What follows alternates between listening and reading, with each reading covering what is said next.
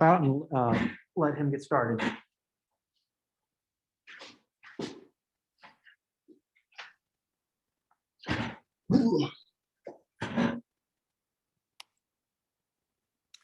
Morning, Jake. I want to cut right to questions about Michigan State. Is it the most prominent Big Ten program in your lifetime experience?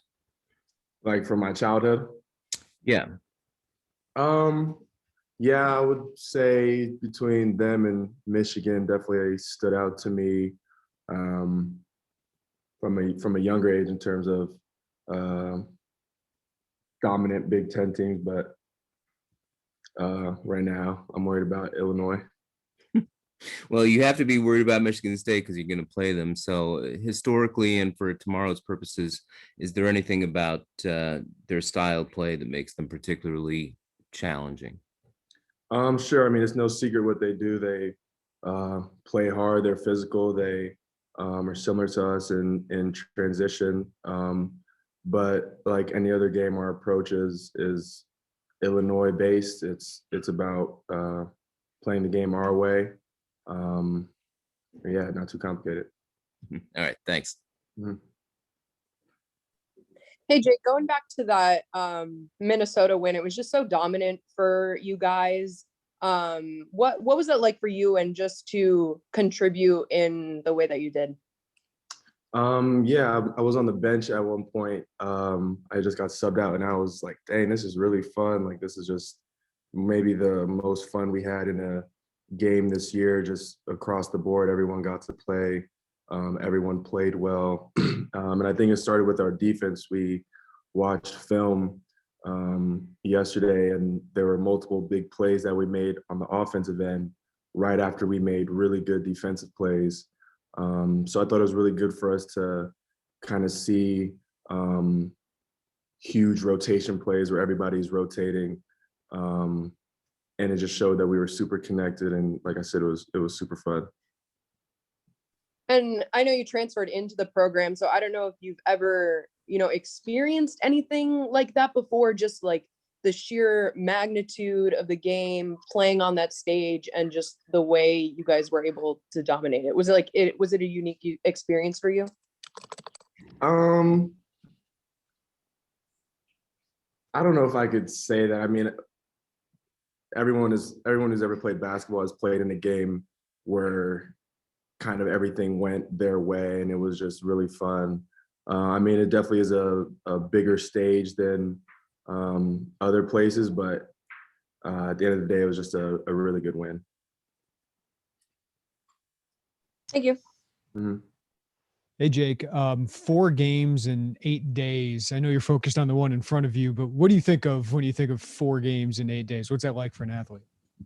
Thinking about what I'm eating, making sure I'm drinking a lot of water, making sure I'm getting a lot of rest. And we know that's how the tournament is with 1-day prep. So it's kind of just a preview for that. I mean, it is what it is. We gotta handle it, and that's what we gotta do.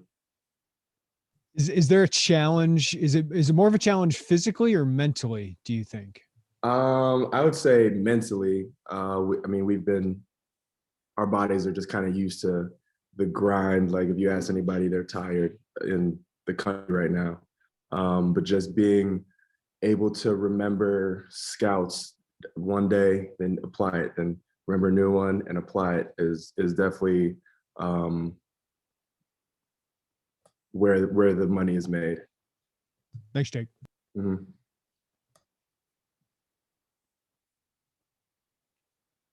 Hey, Jake, sorry about that. I spaced out. Io talked about on Saturday, like there's a sense of urgency, just kind of where the season is right now and the goals that you guys have in front of you. How do you describe that, given, it's not really like a quantifiable thing? What's it feel like around practice or in games or just around you guys? I can speak for myself, and I'm sure everyone would have something similar to say, but I would say that sense of urgency is that we have been practicing extremely hard since, I don't even know what month, like September, November. And the goal that we established initially was to, win the Big Ten championship, win a national championship, be first place in the Big Ten. And right now we're at the point where we're extremely close to it. And it's within reach. So it's everything is magnified, and everything has so much importance that, if you lose a game, you're down half a game. If you win a game, you're up half a game. So everything is just really important right now to be on our P's and Q's. So I'd say that's where this sense of urgency comes from, just the apple being right there, and just needing to stay patient and stay focused and keep grinding to get to it. Is there a different, I mean, do you feel something different in practice, or like, I guess, is there any, I'm assuming you don't have to talk about it. I'm assuming you guys all just kind of know, like, now's the time. Like, how does that work? Coach definitely talks about it. I mean, I feel like we've been preparing for this kind of section of the season the entire time. So it's no surprise where we're at. It's just, I would say we're definitely more locked in practice. Like, we know we don't need to spend as much time in certain drills, just kind of knocking them out. And coach talks about those kind of things after practice. Just, we had a good practice. We didn't have to spend too much time. We just handled the things we need to do, just cross them off the list and handle business. Thanks, Jake. Appreciate it. Mm-hmm. Jake, how glad are you to see that Michigan game finally get back on the calendar and the opportunity next week? I mean, I know you're looking at Michigan State tomorrow, but the schedule's kind of set here for this to all come down to the wire, and you guys have a chance to go get it. Very glad. All we can ask for is an opportunity. And I haven't put too much thought into it. As you said, we have Michigan State tomorrow. But all you need sometimes is an opportunity, and that's what we got. So I'm very happy. And then your teammate Ida Sumo seems to be on one right now. What goes through your mind when you're watching him perform the way he is right now? Really not much. I mean, I've said it before when people ask me about Io. To me, that's just dose. I'm not surprised. I'm not. That's your colleague coming into work, clocking in at the same time as you, and doing his interviews, doing his things. He's just knocking down his business. Very good. Thanks.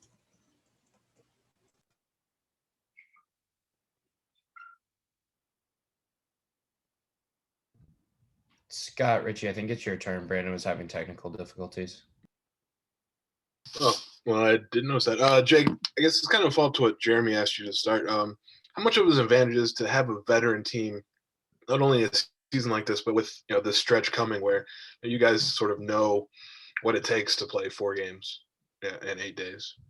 Yeah, I mean, it's definitely an advantage. I think that's kind of where a lot of high power, big time teams are kind of leaning towards, just having veteran experienced players, and an entire season under your belt, 2 seasons under your belt, 3 seasons on your belt is a huge difference in terms of levels and areas where you need to adjust. And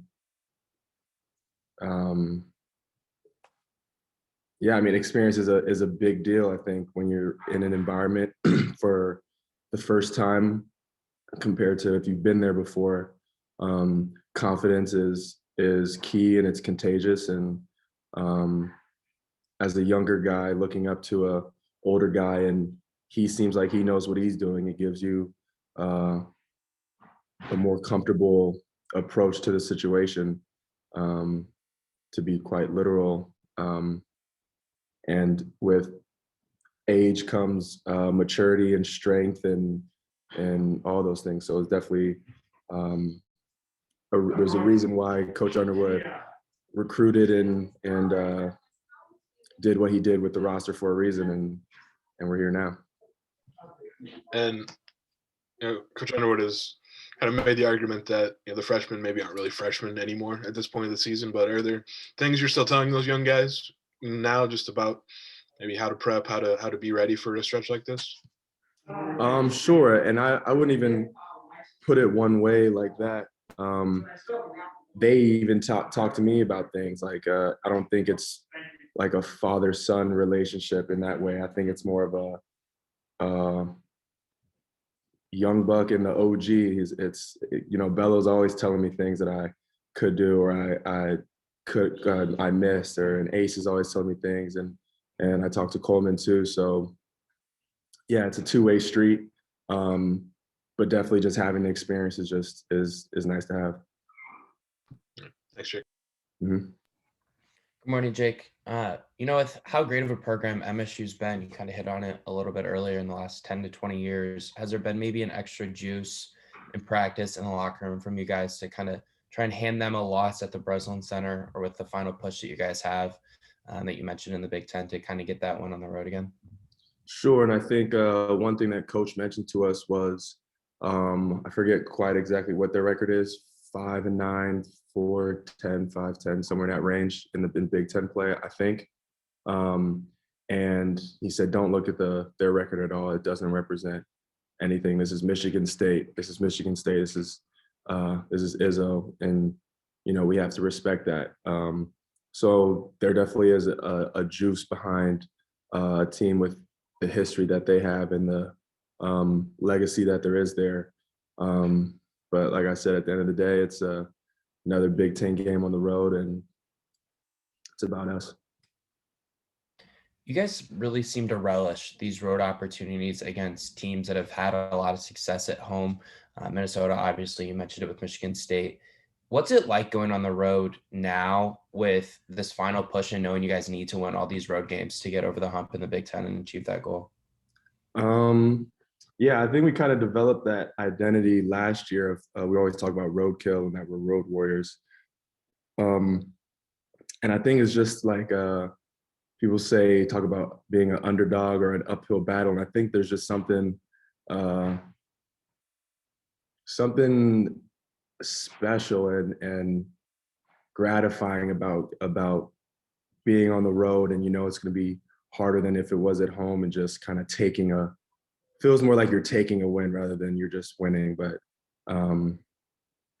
yeah, I don't know. It's just kind of developed into the DNA of this team, just being maybe even better on the road.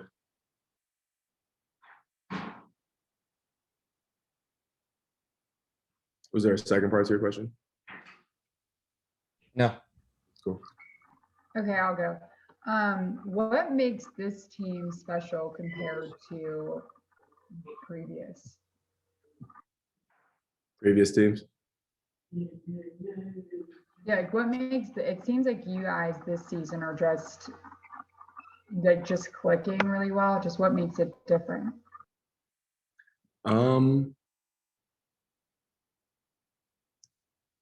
I don't know. I mean, this is my first year like playing with the team.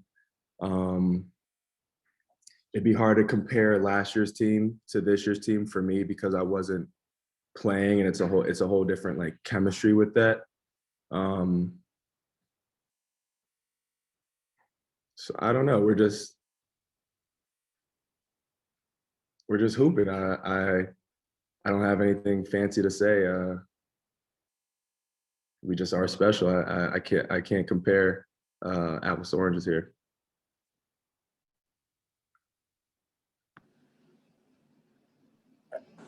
Jake, how did playing in the Princeton style help your basketball career? Because it seems like it's a very translatable offense to whatever you guys want to do later on in your life and later on in your basketball life. I love that question. The Princeton offense really helps me. Honestly, I think the Princeton offense is a very beautiful way to play basketball. A lot of critics say it's like an old-fashioned way to play the game, but I don't know, something with the way that I see and saw the game before I knew it, and then learning it. And I still know the Princeton offense like the back of my hand. When we played Northwestern, I was helping Coach Chin with the scout, and because they ran couple actions offset and point actions. I don't know, I don't know. My cutting definitely became a point of strength in my game that I'm very comfortable with cutting. Just movement and just patterns within the game. Even though we don't run things that are similar to it, we still have like a second within a play that's relates to it. And I don't know, to me, it's just kind of like the foundation of a lot of things you see even in the NBA, just different actions. It's hard to guard. It's kind of focused on having 3 different options at different points within the offense. For instance, a common action is hitting the 5-man at the elbow or in the slot, and then another man on the wing, and you kind of connect, and the 2 players have an option to both of them to cut back door, either of them to come over the top, or there's just so many options, and just making reads within the game itself, I think helps me see things. But yeah, I could talk about the Princeton all day. Did it have any impact on where you decided you wanted to go, in a sense of, if I really like what this guy's doing offensively, or the way that he sees the game, that's where I kind of want to go play? A little bit. We've kind of gotten away from it from 2 years ago when I was looking at the program where they ran like the spread offense, which is a cousin of the Princeton, you could say. But really, I wanted to come somewhere where winning was the ultimate goal, and the coaching staff was what they are here. So many things went into it, but yeah. Thanks, Jake. Appreciate it. Mm-hmm. Hey, Jake, as you're 3/4 through the Big Ten season, what have you kind of noticed as maybe the biggest difference between playing in a league like the Big Ten and playing in the Patriot League?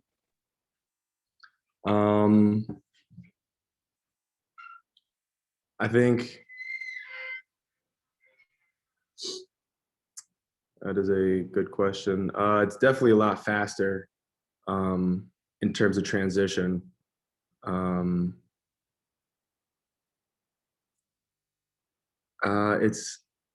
think it's really the cliche things you hear. Like I think it's a lot faster. People are just bigger, stronger.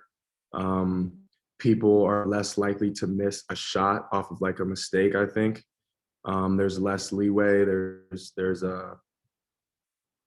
Everyone's a little bit more sound in terms of their principles, offensively and defensively.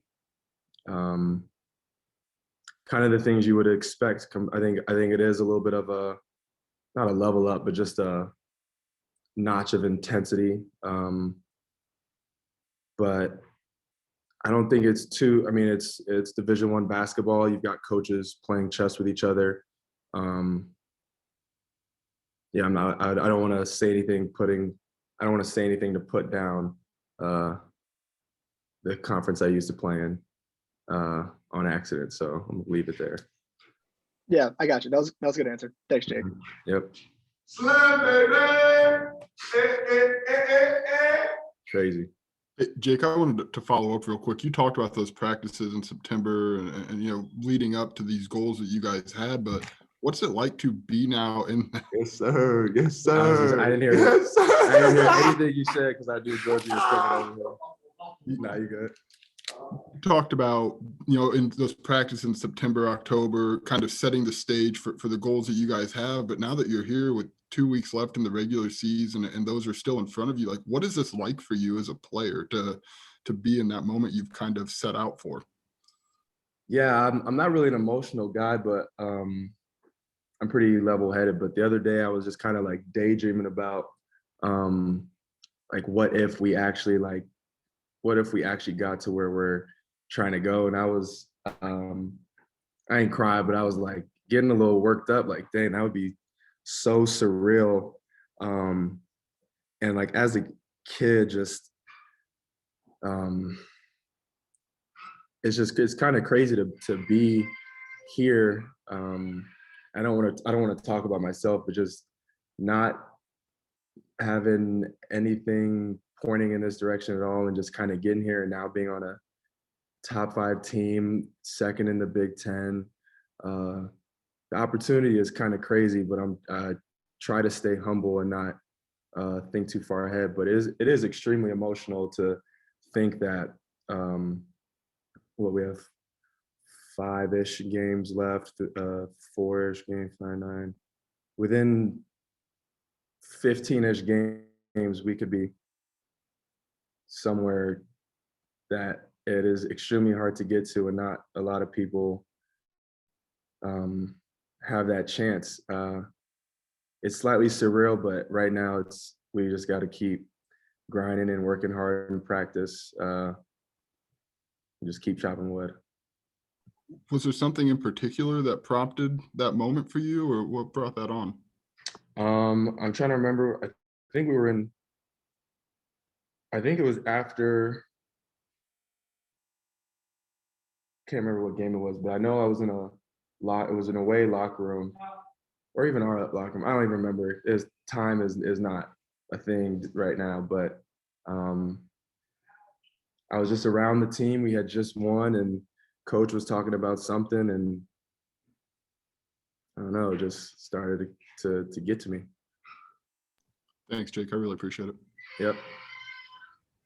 Hey, Jake, wanted to follow up. You mentioned that it may be a little bit higher, like the emotions might be a little bit higher after a road win at Minnesota or whoever.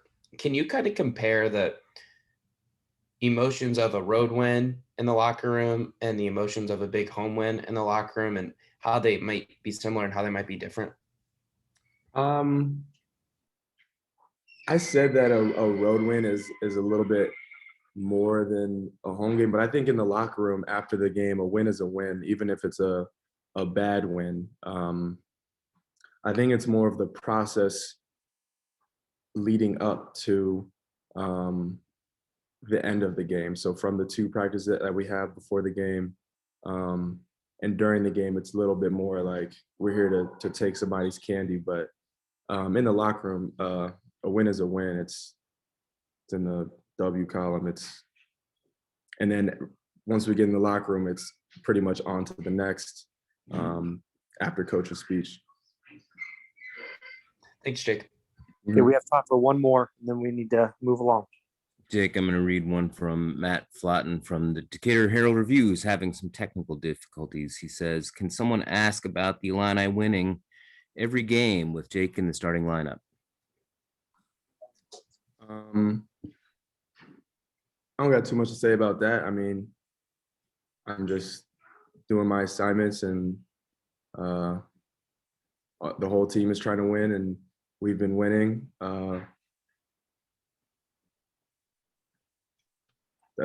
We're just I don't take no credit into that. It's 5 guys on the floor at a time. It's just us playing our basketball. Got it. Thanks. Mm-hmm. Okay, thank you, Jake. You're done. Don't hang that up. You can just mute it. We're going to get started with